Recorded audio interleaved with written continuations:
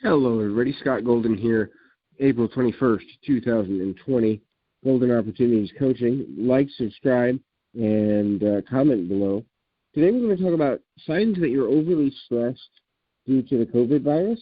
Lots of people are locked in right now. Most people are locked in. Depending on who you believe, that might be ending soon. But there are people who are struggling with a lot of stress, and stress is just tension that's unreleased in the body, in the mind, in the spirit. And so I ran through about 8 to 10 stress symptoms that I've seen with clients over the last month and a half, 2 months in excess. These are things I'm seeing a lot of. So they might be you, and if they are you, hopefully you can reach out, get some help, work with a coach, work with the pastor, work with a counselor, work with a friend, work with somebody. Don't go through this alone. The more alone you are during a stressful time, the worse the stress is bound to possibly get. Anyway, stress eating or stress not eating. So people use food or lack thereof as a way to control their environment, right? A person who overeats or a person who comfort eats is doing so because they want something to physically do that makes them feel better. And then obviously chemicals in food, sugar in food, maybe salt in food, or just certain flavors, tastes, experiences can link one to feeling better, at least for the moment. How many times have we dug into a pizza or dug into a chocolate cake or dug into a pint of ice cream and thought, oh, this is wonderful. And then about 20 minutes later we finish and we're like, and we're satisfied, and then we're bloated, and then we go into a food coma, and we sleep for a few hours. These are some folks who overeat, and stress can make one overeat just to have something to tangibly, physically control. Similarly, there's the other side of the coin. Undereating, starvation, bulimia, anorexia, binge eating, starvation. All of these are things that people can do, again, if they want control. In other words, something might be going on in your head that says, hey, we might be locked up for several more weeks. We might be locked up for several more months. Where's my money going to come from? I'm unemployed. I'm underemployed. I might get laid off. So let me save food. Let me squirrel it away like I'm about to have to hibernate for several months because I don't know where that food's going to come from. I don't know where the money's going to come from. And starving oneself is a way, or undereating is a way to regain control. Remember, it's imperative to ask yourself when eating, especially during a stressful time, do I want this, or do I really want something else emotionally, mentally, or physically? If you can just stop, take 30 seconds before you take any bite of food and think, do I really want this? And if you haven't eaten in a while, should I eat to protect my body, mind, and spirit? Good idea, right? So the next is physical pain showing up in the body. People with chronic pain are going to have more pain during stressful times. This is because of two things. One, psychosomatic pain, in other words, the mind making one feel pain worse or more heightened than normal. And two, the phantom pain as well as the tension in the body creating pressure on sources of pain. So a person who has, let's say, for example, rheumatoid arthritis, such as myself, if you have a certain area that's exceptionally tender and you are overly stressed, and I will admit this is something that I'm struggling with currently, you will have heightening in your pain. The pains may be sharper, they may last longer, they may be more intense, they may be more frequent. But if you notice a difference in your pain tolerance, all of a sudden, without injury or cause that makes logical sense, in other words, you didn't slip and fall, you didn't turn a certain way and tweak something, you didn't get into a physical altercation, you didn't trip over the dog's tail, if you don't have a reason why you're in extra pain, it may be stress-related. Creating more physical motion, if possible, is a good idea so that you can relieve some of that tension from within your body.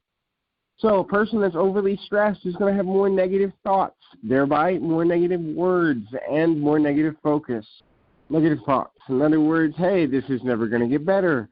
Hey, we're going to be stuck here till 2021. Hey, I'm missing out on the Atlanta Braves baseball season. Hey, I'm going to get laid off. Hey, my ex-wife's going to take me to court for alimony upgrades.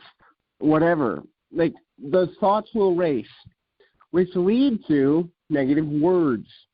Those negative thoughts need an outlet. And unfortunately, as human beings, one of our main outlets is talking about what we're feeling.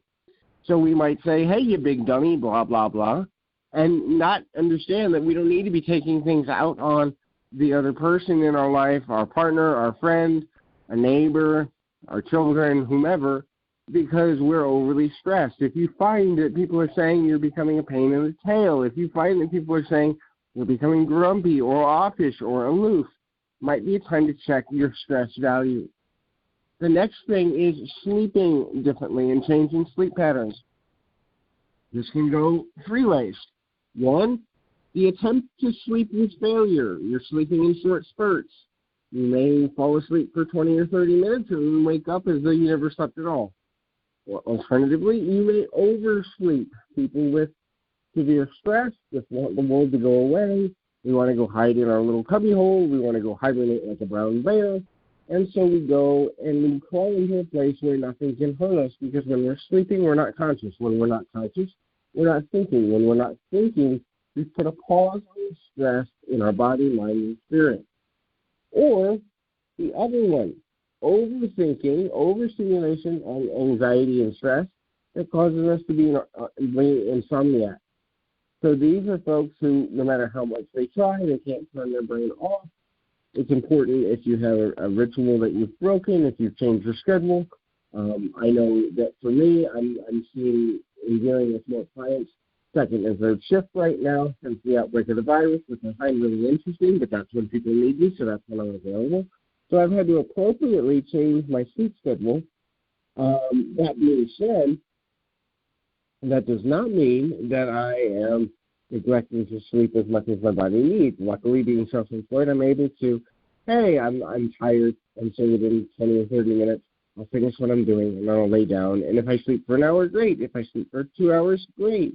I'm taking care of my body. Now, we have that luxury unless we're in a situation where we are first responders or necessary workers. If you're a necessary worker, though, during your off time, whether it be reduced or whether it be your normal schedule, make sure you're getting adequate rest, but make sure you're not resting too much so as to reset your biological and autonomic clock. Because negative sleep schedule, here's a fact, ultimately a sleep schedule alteration that your body isn't coping well with makes you more susceptible to sickness and autoimmune deficiencies, including but not limited to being more vulnerable to the COVID virus. So, watch your sleep schedule. Lethargy. So lethargy is a big one too. You may be awake. You may be getting through the day, but you're doing it at about quarter speed. So things that would take you 30 minutes take you 60. Things that may take you 2 hours take you all morning. Things that should be completed by the end of the day, often you're looking at the end of the day going, where did the day go? The lethargy makes us do what I call automatic tasks. So automatic tasks are things like watching TV, playing video games, playing on our phones, maybe even reading, but if we're reading, we might read the same sentence 20 times. Tasks that don't require a great deal of active engagement thought. And so when we do these things, we become more lethargic, and we convince ourselves that one more episode, one more chapter, one more level, one more game is the way to go. Now, the lethargy part of that becomes we lose time in great detail, and we lose time for extended periods of time, and then we go, hey, where did they go? Well, that's fine if you have one day like that. And maybe even if you have two, especially if you're in a high-stress job. But when it becomes 3, 4, 5, 6, 7 days of that, your body now is expecting to be lethargic. Your body is expecting to be at a slower pace, which ultimately makes it harder when you do go back to work, or when you have to choose to, go searching for a new job. If you have children, if they're lethargic, when they have to go back to school, which may not be this school year, but when they have to go back to doing things that are more meaningful, it'll be harder for them to get back into a routine. People with medical conditions, it's harder for them to keep on their medication routine if they are dealing with lethargy. And the body chemistry changes can often make the behaviors and the chemical impact of the normal medications a little bit different, which is negative. So the next in the line here, and there's one more after this one, is it's harder to make patterns. If you know that you have a tendency to binge watch Grey's Anatomy on Netflix, right?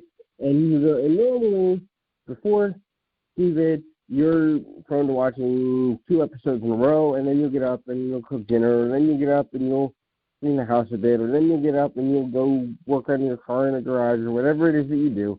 And suddenly you find that instead of watching 2, you're watching 5. Or if you're the type to be a gamer, you game 2 hours every day, and suddenly it becomes 3, 4, 5 hours. Or you usually take your shower at 8:30 in the morning, and now it's 11:45 a.m., and you still haven't gotten up and gotten your clothes on. These patterns of behavior that we usually engage in, if they greatly are changed in a negative way, it's a sign we're overstressed. It's a sign we need an emotional outlet. And finally, and this is the most dangerous for people that have addiction histories, if you notice that you are craving to do destructive behaviors, so if you're a sex addict, you're gonna seek out partners, and I've seen this. If you have issues with alcohol or drugs, you're gonna be more likely to want to relapse and engage in the escapism that those substances provide. Similarly, if you're a gambling addict, if you have issues with gambling or compulsive behaviors, you're more likely to become susceptible to relapsing into them, to have ways to kill time and to regain control. If you have an addictive behavior or an addictive personality type, in other words, 2 things. Addictive behavior is something you're still actively fighting that you haven't figured out that your personal cure or your personal management system for.